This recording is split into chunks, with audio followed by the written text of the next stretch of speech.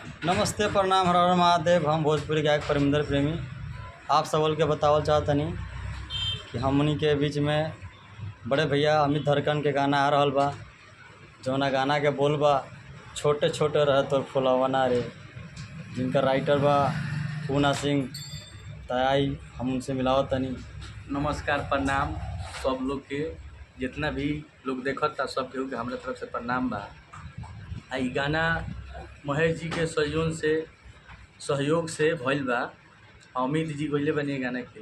तयाई जाई गाना के सुनल जाओ, तू सुनल जाओ 2 मिनट ले लगाई पूना जी। लगाओ।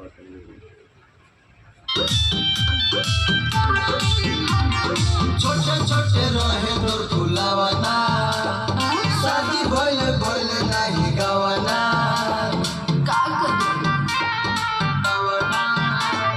छोटे छोटे रहे तोर फुलवना, शादी भइले भइले नाही गवना। फुलल गाल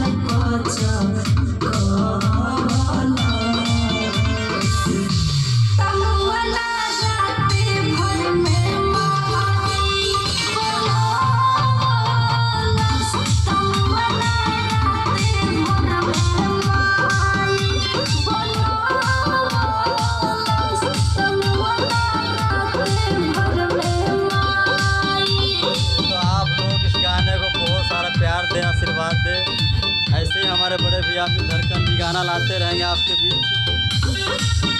बाय।